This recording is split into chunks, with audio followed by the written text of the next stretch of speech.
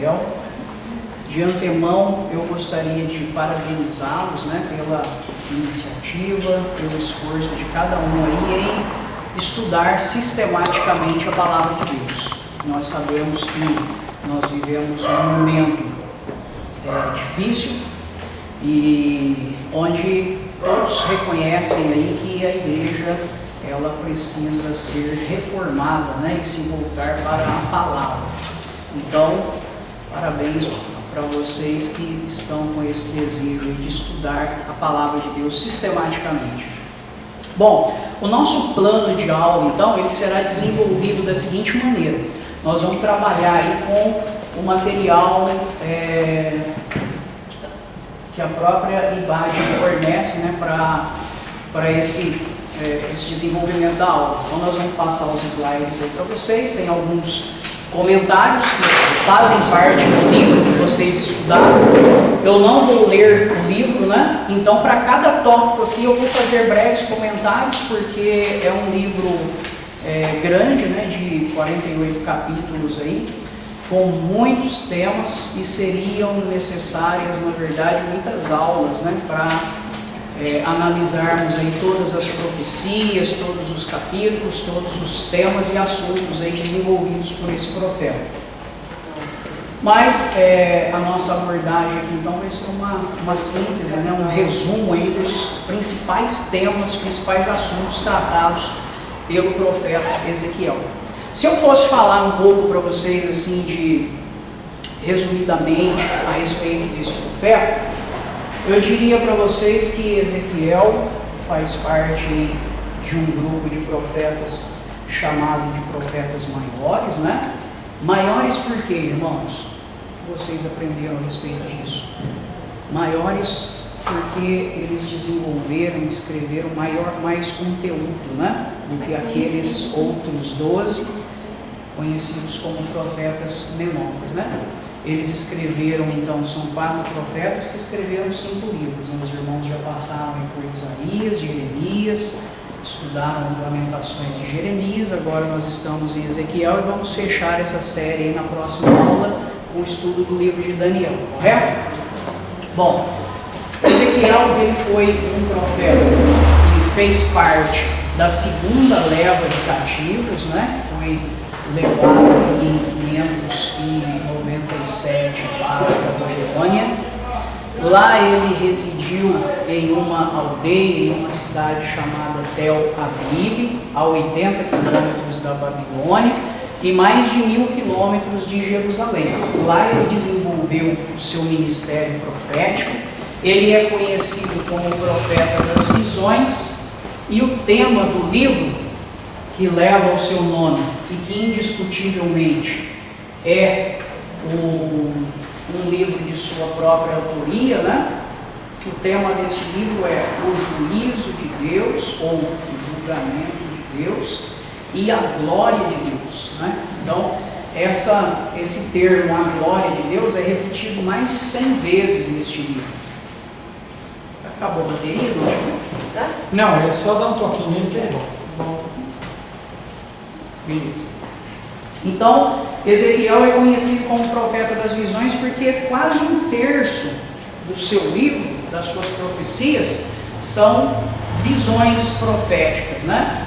Ele é considerado um livro de difícil informação, de difícil entendimento, compreensão, né? Porque as informações do livro de Ezequiel, ela tanto tem aí mensagens proféticas verbais, né, como mensagens proféticas escatológicas. Então, a escatologia de Ezequiel, ela pode ser melhor entendida fazendo um estudo em conjunto aí com o livro de Apocalipse. João utilizou muitas das visões de Ezequiel no livro de Apocalipse. Um fato interessante desse livro também, irmãos, de se observar, é que nenhum outro livro da Bíblia comenta sobre esse profeta, né? Nós podemos observar que outros profetas, outros livros são citados, né, por autores do Novo Testamento ou até mesmo do Antigo Testamento. Nós sabemos que ele foi contemporâneo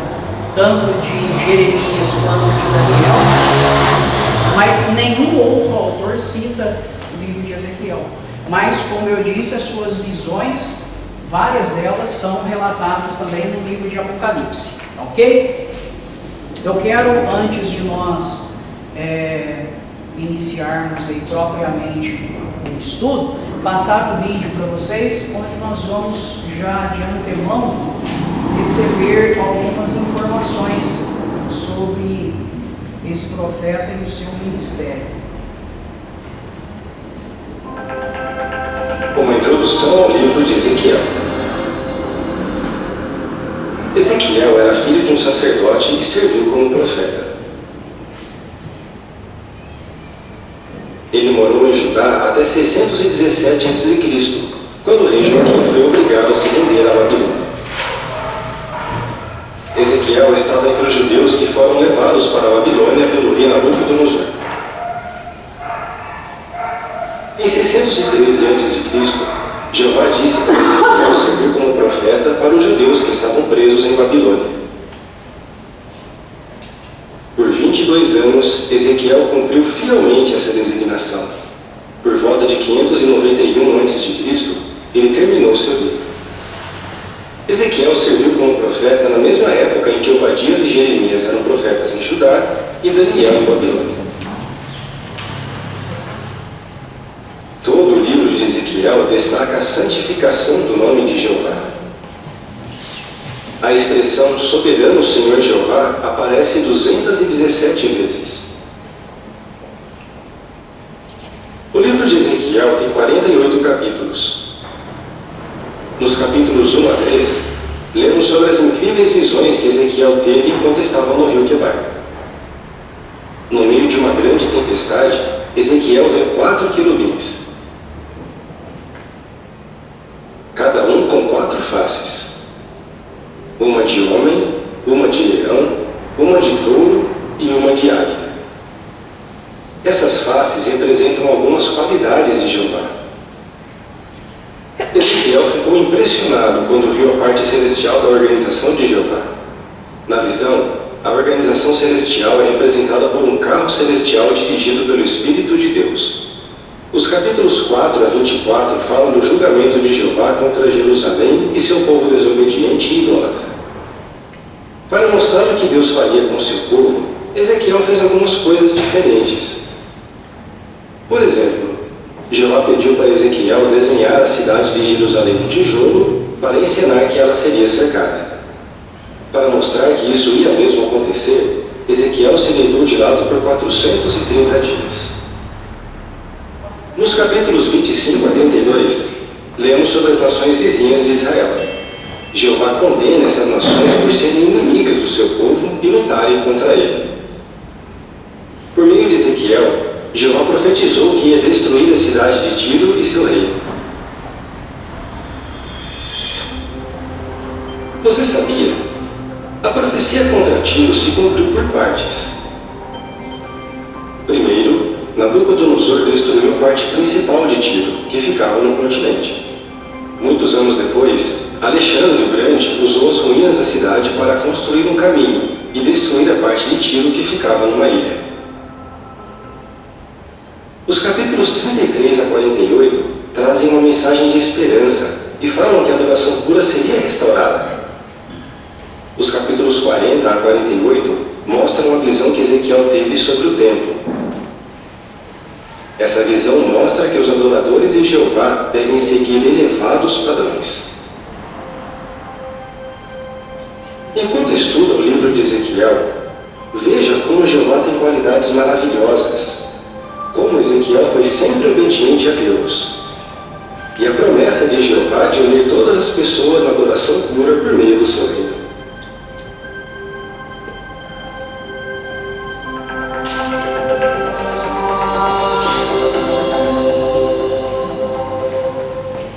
Bom, então os irmãos puderam perceber aí que o livro de Ezequiel, ele possui 4 principais divisões, né? Capítulos 1 a 3, o chamado de Ezequiel.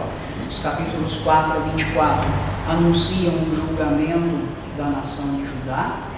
Os capítulos 25 a 32 falam um juízo sobre 7 outras nações, vizinhas de Israel, que de alguma forma influenciaram e contribuíram para a proliferação da idolatria em Judá, principalmente, e em todo Israel.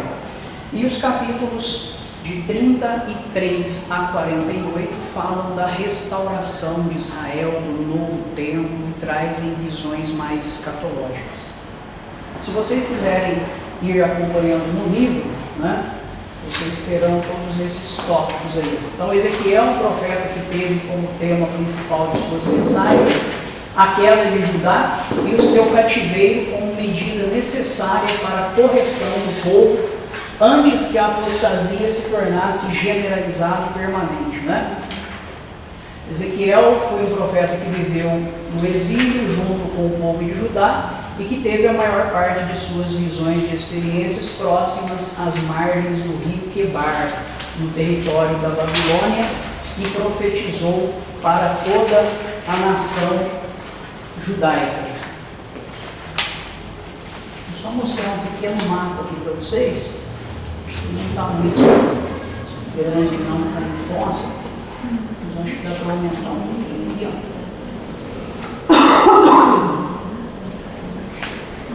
Vocês podem observar ali, nesse mapa, que Tel Aviv fica bem próximo ali à Babilônia, né? São 80 quilômetros aproximadamente, e o rio Quebar ali é um dos rios que desagam lá no grande Eufrates, né? Foi nessa região, então, de Tel Aviv,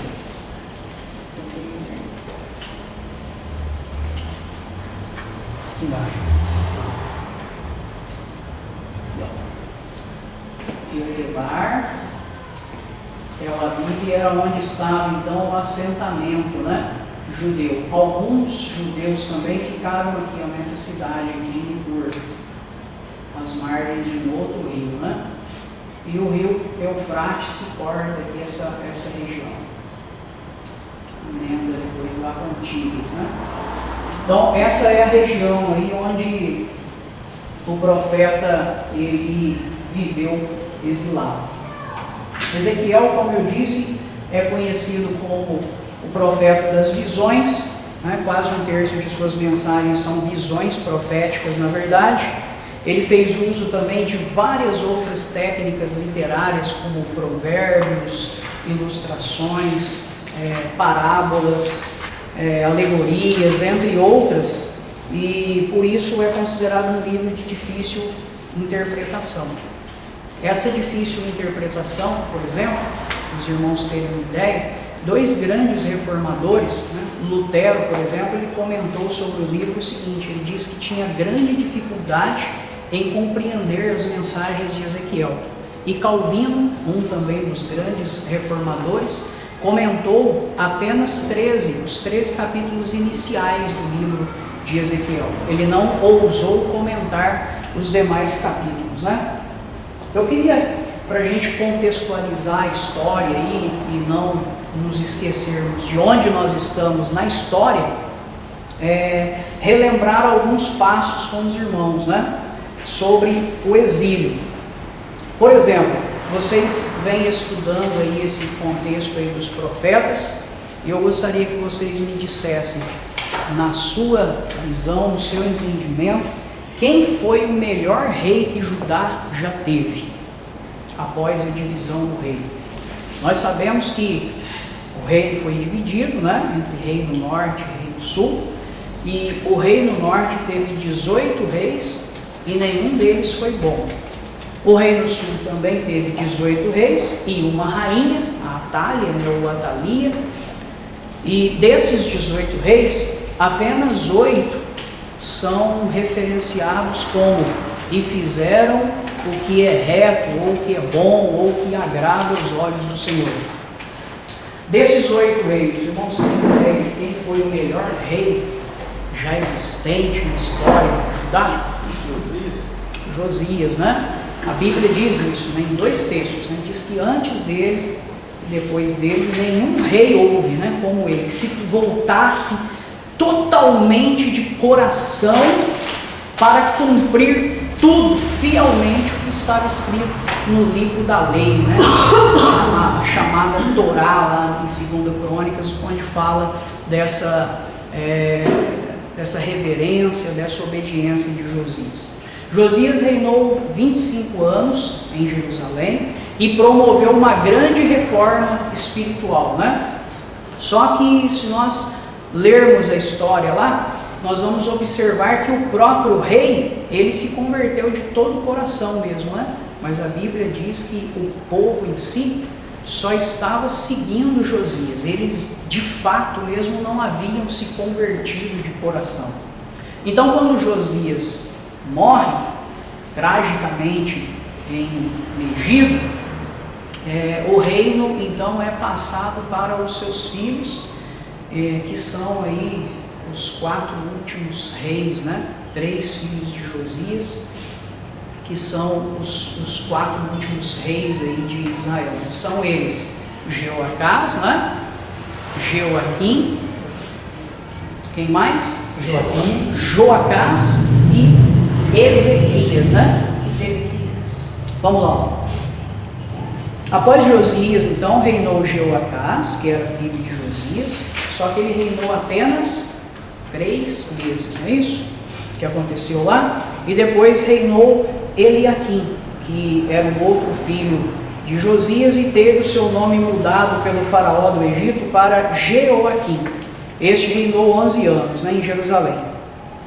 Depois Nabucodonosor atacou e prendeu Eliaquim com algemas de bronze, levando ao cativeiro. Essa é a primeira deportação, né, do reino de Judá, e aconteceu, quem lembra a data? 606 ou 605 antes de Cristo, aí, aproximadamente, né? Bom, o seu filho Joaquim, que era no caso então neto de Josias, foi sucessor e reinou apenas 3 meses e 10 dias em Jerusalém. Aí acontece então a segunda deportação, né? É nessa deportação que Ezequiel e Daniel são levados cativos para a Babilônia. Daniel vai lá para o palácio em Babilônia e Ezequiel às margens do rio Quebar. Nessa deportação, entende-se que cerca de 10.000 judeus foram levados cativos, né? E aí então, quando Joaquim é levado cativo nessa segunda deportação, Zedequias, que era tio de Joaquim, reinou 11 anos em Jerusalém, e sob o reinado dele é que ocorreu a terceira deportação e propriamente a destruição do templo em 586 a.C., né? Zedequias também é levado cativo e o templo e a cidade são destruídos. O capítulo 1, lá então, o ponto de número 1, que vai iniciar aí a história do capítulo 1 de Daniel, fala lá que o livro de Ezequiel, embora sofra algumas contestações, é reconhecido como sendo de sua própria autoria, devido principalmente à menção de seu nome em diversos capítulos, né? Ezequiel, como eu disse, ministrou lá em Tel Abib, próximo ao rio Quebar, que é um dos braços do Eufrates. Atualmente essa região é uma porção sudeste do Iraque e noroeste do Golfo Pérsico. Eu mostrei no mapa para vocês lá esse dia. Vamos falar um pouquinho então sobre esse cenário político e histórico do livro de Ezequiel. Ele profetizou um julgamento vindouro a Judá, aproximadamente 6 anos antes da invasão de Jerusalém e da destruição do templo.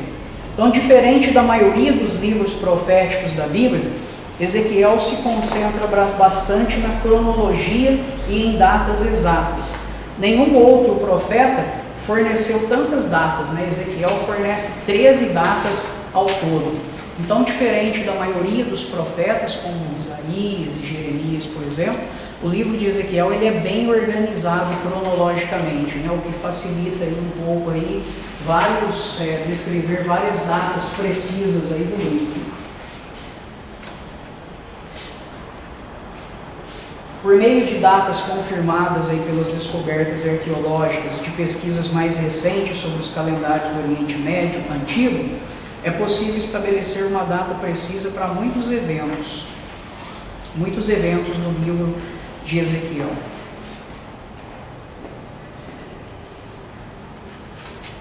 Diferentemente do livro de Isaías e Jeremias, então, com poucas exceções, ele está em ordem cronológica e por isso há mais facilidade de vincular suas visões às datas e a determinados acontecimentos. A primeira seção desse livro, então, dos capítulos 1 a 3, fala da visão de Deus, o inevitável juízo à nação e a chamada de Ezequiel. Essa visão daquele carro lá que vocês viram na imagem, fala aí sobre a soberania de Deus, né? Mostra para nós como Deus está no controle de todo o universo e de todos os eventos que acontecem com todas as nações. Na segunda sessão, que são os capítulos 4 a 24, nós temos a predição da destruição de Jerusalém, após o afastamento da glória de Deus, profecia da destruição de Jerusalém, mostrando lá o quarto secreto, a glória se afastando, Israel que reincide em pecar sem arrependimento, o catálogo dos pecados da nação, Deus à procura de um homem, né, que estivesse na brecha e pudesse mudar esse quadro histórico, e uma visão das irmãs e a panela, né, as irmãs aí sendo Samaria e Jerusalém. Na terceira sessão dos capítulos 25 a 32, profecia contra as nações. E a quarta sessão, capítulos 33 a 48, mensagens de conforto e esperança, é onde o livro muda totalmente de figura e Ezequiel passa a profetizar uma mensagem de conforto e esperança. Dentro dessa sessão nós temos as visões lá do atalaia e o pastor, o perdão, a restauração e a cooperação de Deus, a ressurreição da nação e reunificação nacional, o templo milenar e a adoração no templo. Nós podemos tomar como um versículo